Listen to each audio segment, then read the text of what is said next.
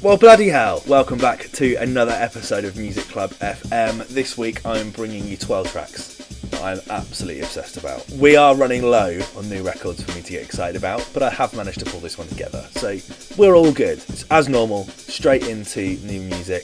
This week we're starting off with the incredible band The Chats from Sunshine Coast in Australia, all the way from Noosa to Knutsford. We're listening to The Chats, and this is ACDC. 5 times a day, 7 days a week. That record there is literally brilliant. It's so good to have them back.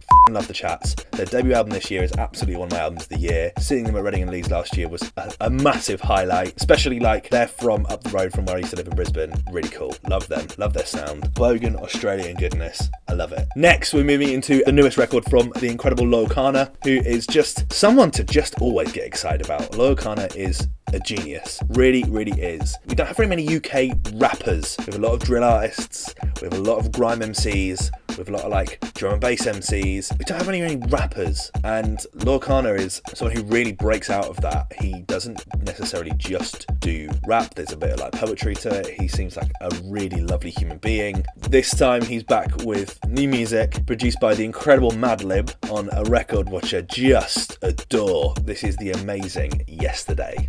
It was only yesterday. Don't be sit and watch the sky turning ever grey. Black and white, watching money leading men astray. For track 3, we're heading back over to the other side of the globe, back to Perth in Australia, Western Australia, to an amazing band made up of Jack, Luke, Danny, Luke and Chris. They are psychedelic, they are progressive, they're garage rock, alternative rock. Brilliance. The incredible psychedelic porn crumpets. I don't know who they sound like. They're like very King Gizzard and the Lizard Wizard. Probably is the closest thing you're going to get, but a bit more. It's their story. They formed in 2014, met each other through their local drug dealer. I love that there's no hiding that story. That's brilliant. This was started as a uni project, and in 2017 started their own record label. Some crazy story here. We played a show at the Rosemount in Perth for our album launch last year, and somebody brought a rooster along with them. Then when things started getting a bit wild, the poor old rooster was launched into the air. One of our friends luckily found it after the show and made a poster of a lost bird. I think someone came and collected it as well. How that's not animal cruelty, I don't know. Regardless, they are an amazing band. The Psychedelic Blonde have just released their 3rd single from the new album. Today we're playing the record Tally Ho.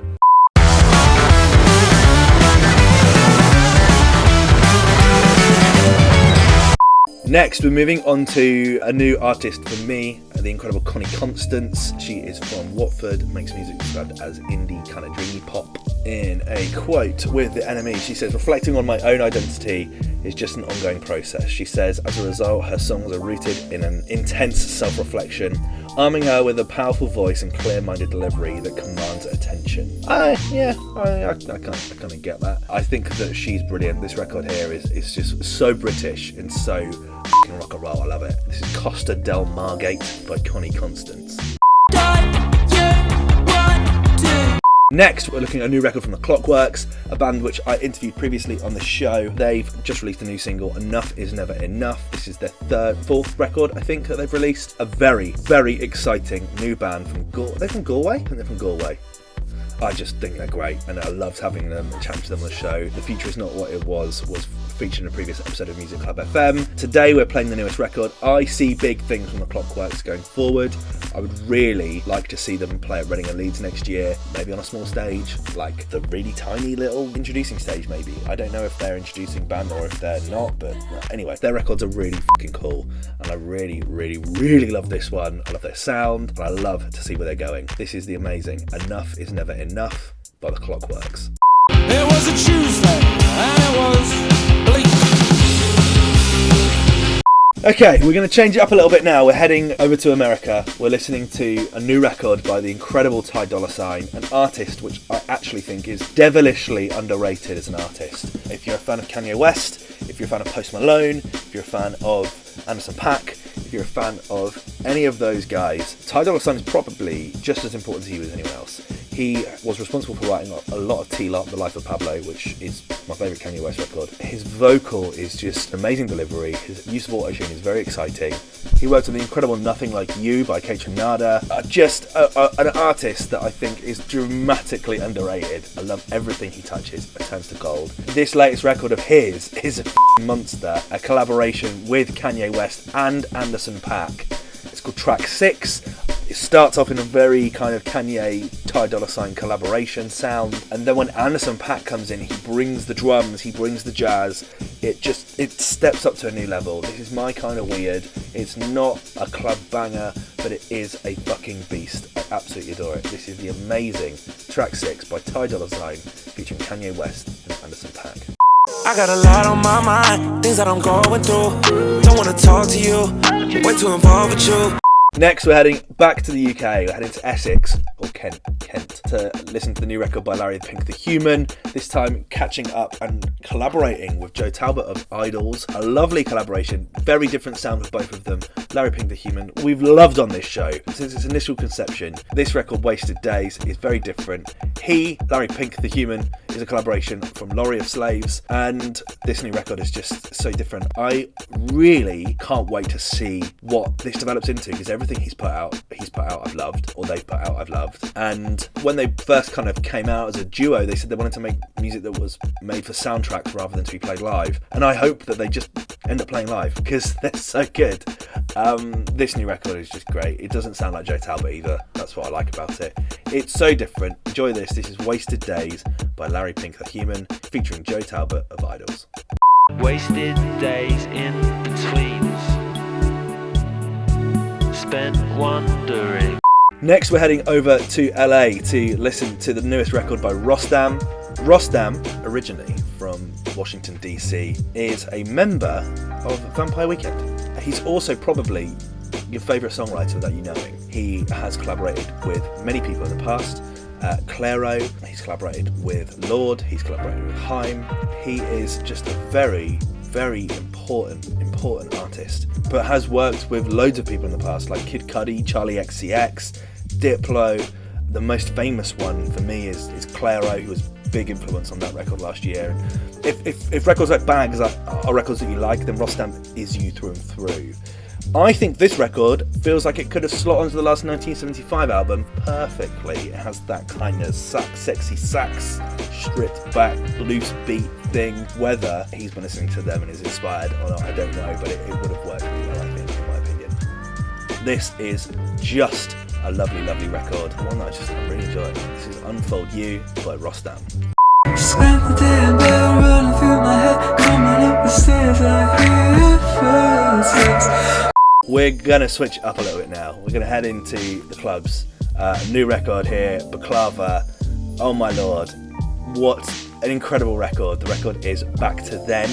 You know, but what I love specifically about this is that a female producer isn't something that happens very often, and a female producer that is making music that doesn't sound like anyone else doesn't happen very often at all, and I love it when it happens. Genre-wise described as house. I think this sounds like 80s nightclub. This sounds like San Junipero.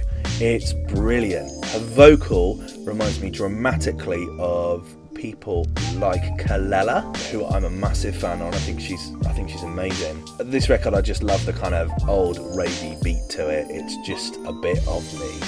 I'm not gonna lie, I nicked that line from Dev because he played it to me on Radio 1 on like a Sunday afternoon, and I went, yeah, thank you. As did my girlfriend Lauren, she's loves it too. We've got a quote here: if I'm listening to a lot of one style of music, I'll naturally write something in that style. However, I tend to listen to a lot of different things. I like to think my sound is naturally quite mixed. At the moment, I'm into a lot of sad 80s pop. It'll probably be post-hardcore next month.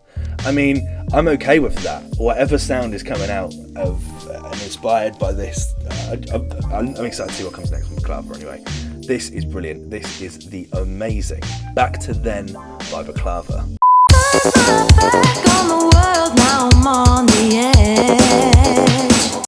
Next, we're moving on to another dance record by Tommy Farrow. This is the incredible This is a record which I'm just been obsessed with recently. It's called Let's Just. Tommy is from Sheffield, holds a residency at Tank nightclub in Ibiza. Probably not this year though, that's upsetting. Released his debut EP earlier on in the year. I wrote an EP that I will be going and checking out later on today. Cites many different influences, including people like Bicep. I think if you like people like Bicep, then, which I do, then great. And is the founder of Cinco Disco, along with Prosper, who we did a WTF video about last year, and there's this f***ing exciting thing happening in dance music at the moment, and it's like not house music, it's just let's not make house music, and I love that. If you're a producer and you're DJing and you're making electronic music and dance music, and your motto is let's not make house music, let's not make another deep house record, I'm there. I'm there, alright, I'm there. I love it. Great. That's continue. And Tommy Farrow is absolutely doing that.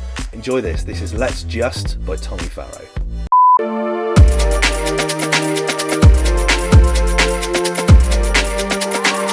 Cool, we're moving on to the last two records now. This one here, a record I discovered a few weeks ago, I absolutely love. It is a 5-man band, 5-girl band. Sam, Maddie, Snake, Georgie and Dana. Snakes are f***ing cool, isn't it? Oh, Josh Harvey, Snake Clever, aka Josh Harvey. They're from Brighton, described as garage rock, slowcore and art punk. Fuck me, that's wanky. F***ing hell, that's wanky. But I love them. I love this. Porridge Radio. This record's 7 seconds. Oof, it's brilliant. They started as a DIY project of vocalist and guitarist Dana in her first set of solo acoustic demos, Misery Radio. It got a small label release in 2015. They're officially announced to support Idols on their 2021 tour, which is really exciting. I think that's Brixton, isn't it? Brixton, Manchester. It's like the week before Glastonbury. That's a massive one, and they were nominated for the 2020 Mercury Music Prize. They talk about how this year's been a very strange year to be breaking out, and I think that's a huge statement. What could you imagine making your indent this year? It's definitely a strange year to be breaking out as an artist. Even if it wasn't happening this year, we would still find being shortlisted for the Mercury Music Prize weird. I am excited to see where this goes. I clearly need to go check out their radio if it is Mercury nominated, and I think this is great. This is 7 Seconds by Porridge Radio. I've been waiting such a long time. And the last record that I want to end on today is from 23-year-old Jamal B Cannon, all the way from Leicester, currently lives in London. Described as electronica, jazz and alternate indie, along with like lo-fi. I hate all of those descriptions. His music reminds me of, it's what the Clash would be making if they had access to the technology of today. It's very King Cruel, but first album King Cruel, where he's going in on the weird production. This is a blinder of a record. I absolutely adore this. He describes himself as being influenced by people like Skepta, The Streets, Jay Dilla, Kano, Floating Points. The record, he says, is inspired by a string of dead-end jobs and allure to intoxication. It's a record that I just think is absolutely brilliant. I absolutely love this. The production is amazing, and the minute I heard it for the first time, it was straight in my library, as did Lauren as well. We were both listening to Annie Mac when she played it.